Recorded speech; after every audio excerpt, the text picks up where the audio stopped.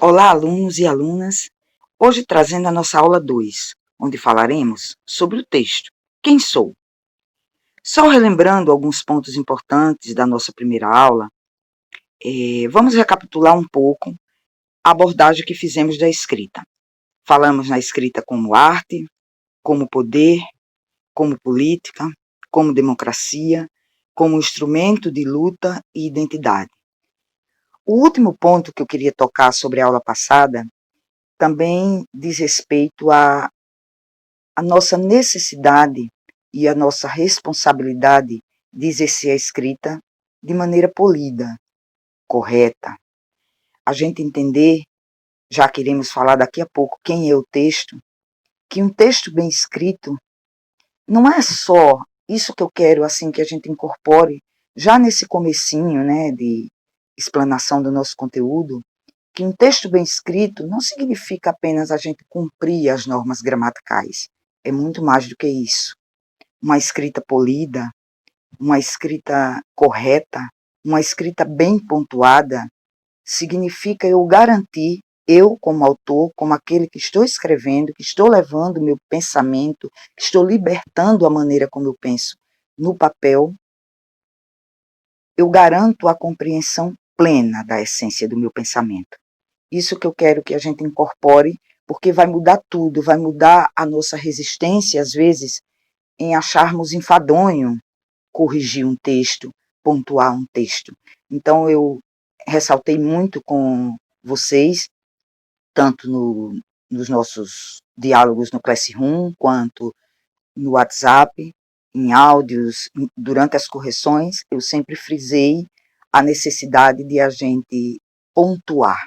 O ponto final, os dois pontos, as frases curtas, as vírgulas bem colocadas, isso tudo nos ajudam a termos a garantia de que o nosso pensamento não será mal interpretado.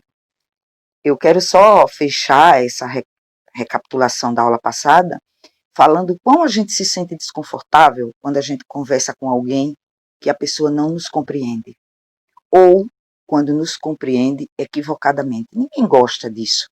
Então eu quero muito que vocês absorvam que com o texto é a mesma coisa. A gente precisa ter o compromisso tal qual temos com a nossa fala, de sermos compreendidos plenamente, de acreditarem plenamente naquilo que estamos dizendo. Então é esse compromisso, mas uma coisa muito, o que eu estou querendo muito nesses nossos primeiros diálogos, é um compromisso não imposto nosso com a escrita, com o ato da escrita, com o gesto de libertar o nosso pensamento com o papel, mas um compromisso espontâneo, sabe? Um compromisso amoroso com a escrita. Então, se a escrita é a expressão do nosso pensamento sobre algo, e acho que já deu para a gente perceber com todas as letras, que é no pensamento, é no nosso pensamento, onde tudo começa. Então, o pensamento é o elemento fundamental para a escrita. Primeiro eu penso, em seguida escrevo. Vamos aqui fazer um trocadilho com a célebre frase do filósofo Descartes, quando ele diz, penso, logo existo. E aí a gente traz para a nossa disciplina o penso, logo escrevo. É preciso pensar para poder escrever. Então, o primeiro movimento é a gente aprender a pensar sobre as coisas. A pensar sobre como nós entendemos as coisas. Isso é fundamental para a gente construir a nossa opinião, futuramente os nossos argumentos e comprová-los. Então, agora a gente vai iniciar de fato o conteúdo de hoje, que eu intitulei com Quem sou eu? Afinal, quem é o texto? Se o pensamento é elemento primordial para a nossa escrita, é nele que todo texto nasce. O nascedouro do texto, o útero de todo texto, é o pensamento, seja falado, seja escrito. E o que é esse pensamento? Nada mais é do que eu me apoderar, é eu pensar sobre um objeto, aquele objeto que me é solicitado, como eu pedi para vocês pensarem sobre a cadeira. E pedi também para vocês deixarem o pensamento correr solto sobre esse objeto, sem amarras, sem limites, entendendo a escrita como um direito inviolável de todos, indistintamente. Essa frase que a gente trouxe na primeira aula e que eu não quero que a gente esqueça dela jamais. É quase como se fosse a nossa Constituição, a Constituição da nossa escrita, o nosso manual. Escrita é direito de todos. Depois de eu levar a minha ideia para o papel, não há ninguém que me limite. Não há sistema, não há regime, não há forma governamental, não há nenhuma voz dominante, principalmente, que me limite. A voz é a minha. No terreno do texto, eu sou o dono. Eu ali estou livre, leve e solto para falar o que eu quiser e como eu quiser. Apenas com o compromisso que a gente já tem absorvido desde a nossa primeira aula, com a compreensão, com a polidez da escrita. Então, se todo texto nasce no pensamento, eu me apodero de um objeto, de um problema ou de um tema, como é o caso do Enem. Então, assim, o texto se forma sobre 3 pilares. O pensamento, que é onde ele nasce, é o útero de todo o texto. As ideias e opiniões que eu tenho sobre o tema ou sobre o objeto. E, em seguida, eu vou expressar esse pensamento e essas ideias ou opiniões com as palavras, com as letras. Então, os 3 pilares de todo o texto são o pensamento, as ideias e as palavras. Uma ideia, o que é uma ideia na realidade? Daqui a mais um pouco a gente vai tocar nas ações da escrita, e a ideia nada mais é quando eu penso sobre um objeto e em seguida eu me pergunto, o que é que eu vou falar sobre esse objeto? O que é que me interessa falar sobre esse tema? E a partir daí surge a ideia. Além do pensamento e da ideia ou da opinião, todo texto também pode nascer de uma coisa que eu também acho fundamental e quero muito que a gente incorpore, que se chama a pergunta. Mais adiante, quando faltarem poucos meses para o Enem, a gente vai ter uma aula sobre os 3 P's. P's, um deles, que eu não vou dizer o resto para deixar o gostinho até lá, é o P de pergunta. Quando eu pergunto, eu estou questionando algo, eu estou indagando algo. E nesse momento em que eu pergunto, eu estou formulando o meu pensamento crítico, não só a minha opinião, mas as minhas interrogações, fundamental para que a gente compreenda o mundo e as coisas. Então vamos continuar utilizando o nosso objeto útil e simples do exercício da nossa primeira aula. Se eu for me utilizar de uma pergunta, para vocês entenderem a representatividade que uma pergunta tem na construção de um texto, eu poderia dizer, para que serve uma cadeira? Na hora em que vocês se depararam com o objeto cadeira e eu pedi, escrevam sobre ela. Eu também posso fazer uma segunda pergunta. O que essa cadeira me faz lembrar? Quais as memórias que essa cadeira me faz lembrar? Eu lembro que teve um dos alunos em que ele ressalta a existência de uma cadeira no quarto. E uma terceira pergunta é, o que é uma cadeira, afinal? E é nesse momento que eu paro para pensar no conceito, na funcionalidade das razões da existência de uma cadeira. Isso serve para todos os objetos.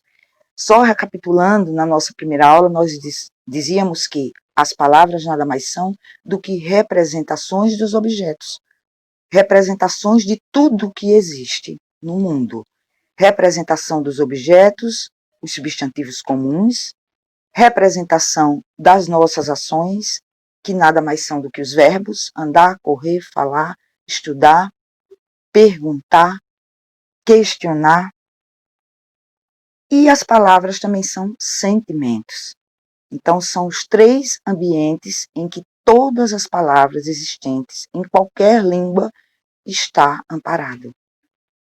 Elas estão amparadas nesses 3 locais, nas ações humanas, que são os verbos, nos objetos que são tudo que existe, e nos nossos sentimentos, nas nossas abstrações. Raiva, dor, felicidade e tantos outros.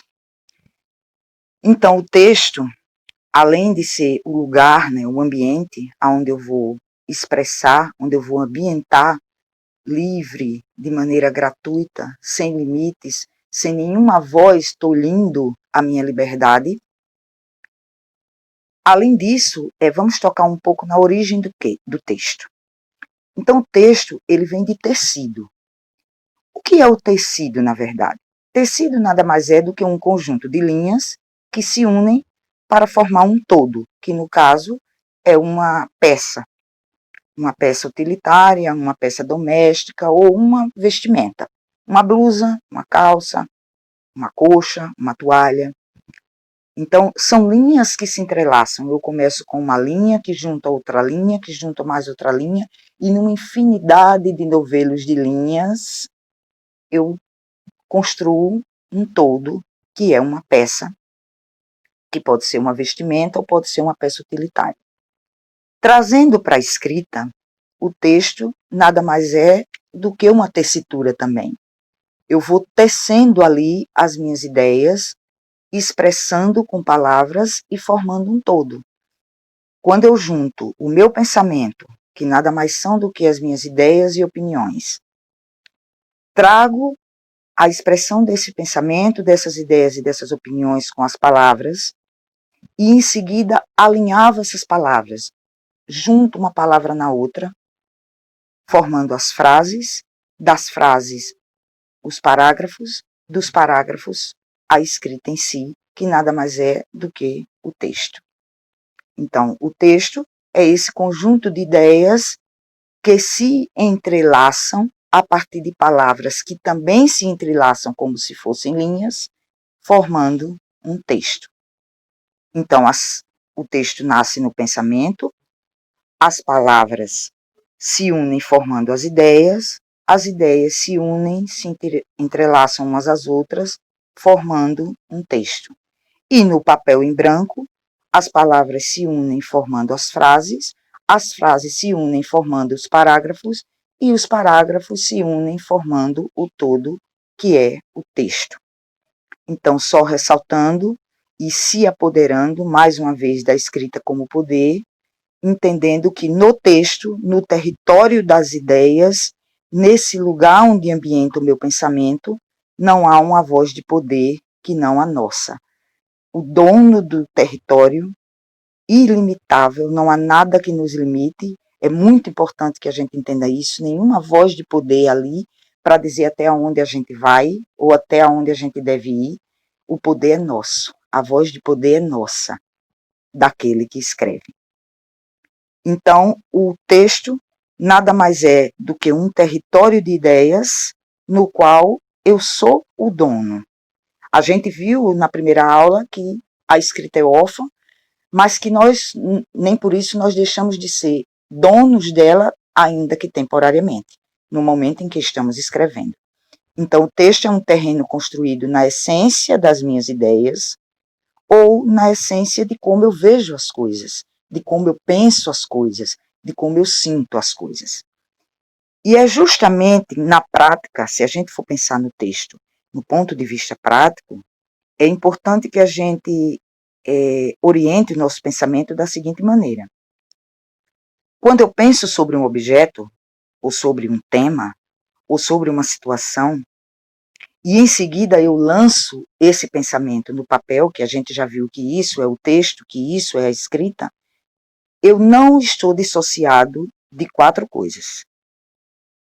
Das minhas experiências, dos meus conhecimentos, dos meus valores e das minhas crenças. Então, essa questão toca um pouco na neutralidade. Nós não somos neutros quando escrevemos. Nós podemos ser objetivos, podemos ser imparciais, o que é diferente de sermos neutros. Porque se escrita é identidade, como a gente viu na nossa primeira aula, é impossível que não escorra ali, por cada linha, as nossas experiências, E o que são as experiências? Nada mais do que tudo o que eu vi, vivi, ouvi. Vocês podem perceber que toda conversa nossa sempre inicia dessa maneira.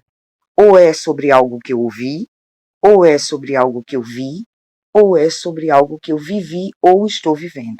Então, não tem como a gente iniciar qualquer assunto se não for primeiro trazendo as nossas experiências, ou a nossa ou a alheia.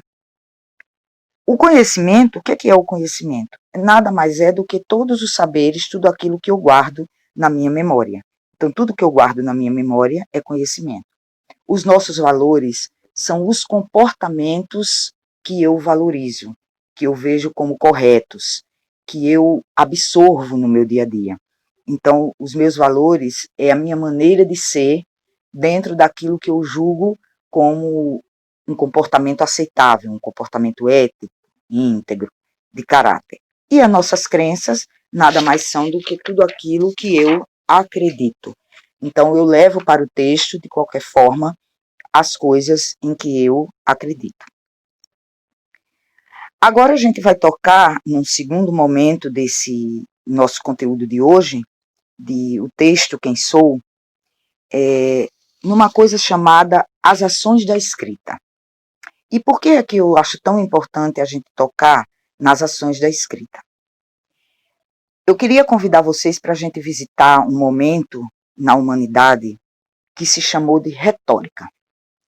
A retórica foi uma situação envolvendo a linguagem, os discursos, chamada arte do bem dizer, ou a arte do bem falar.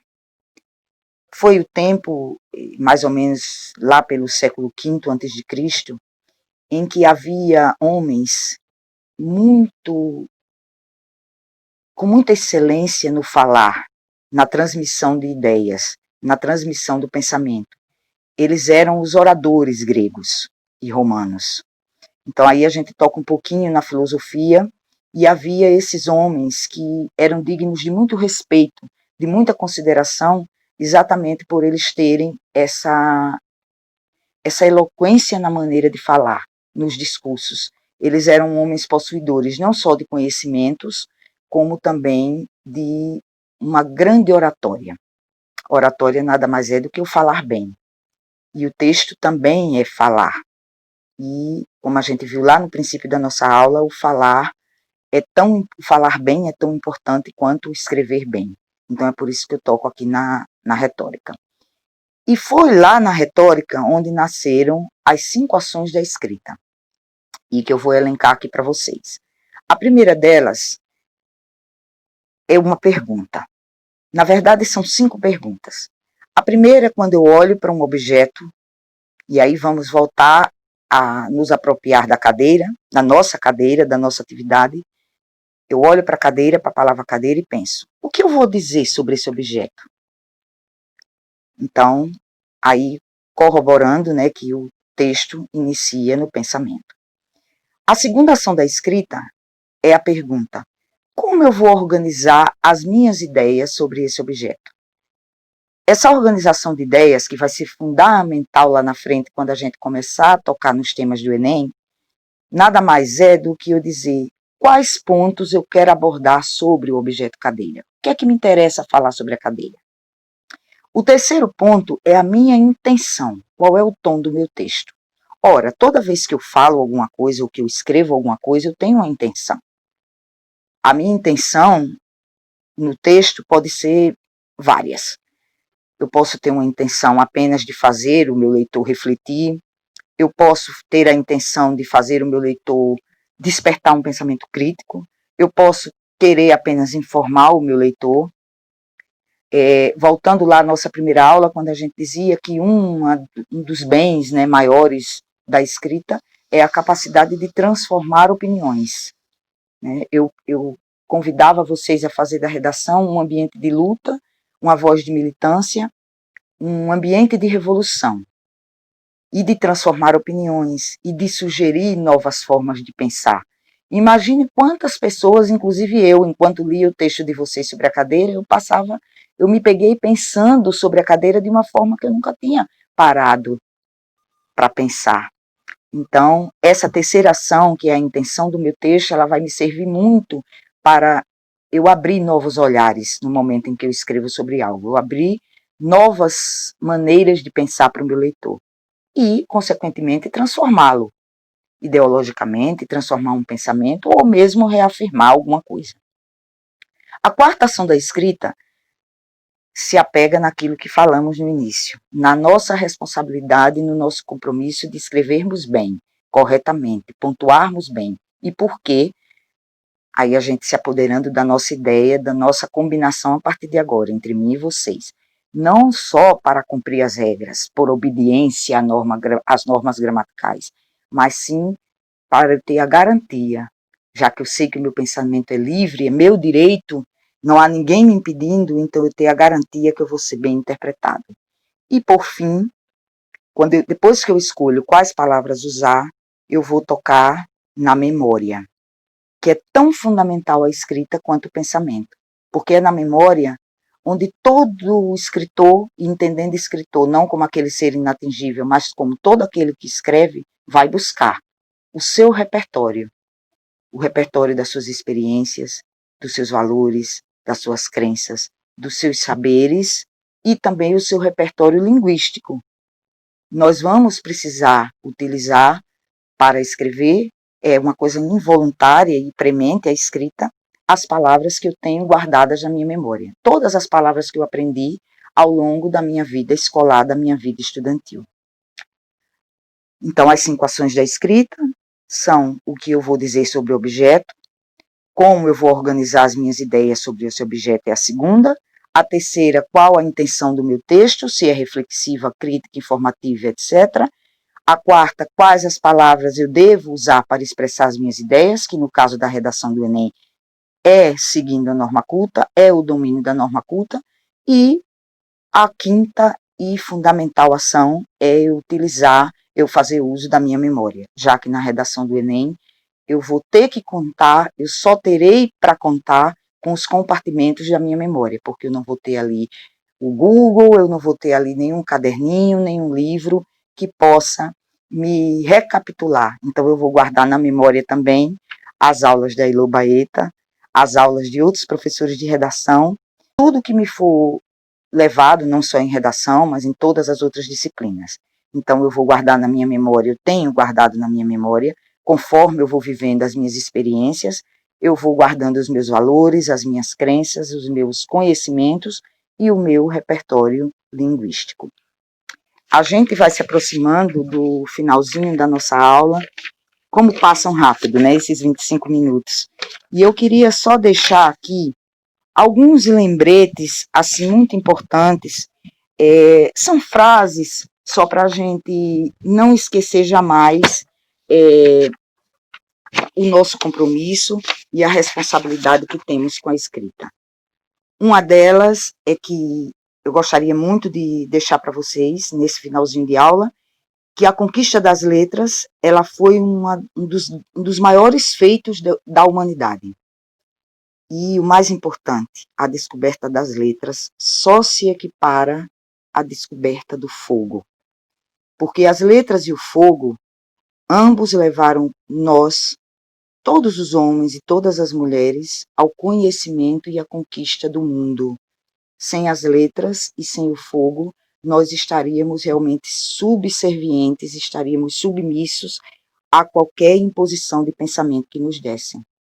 Então, eu quero muito que vocês incorporem que é o pensamento onde nasce o texto e que é também a linguagem, a mais alta qualidade e nobre que nós, humanos, possuímos e que nos distingue, nos diferenciam de todos os outros seres vivos.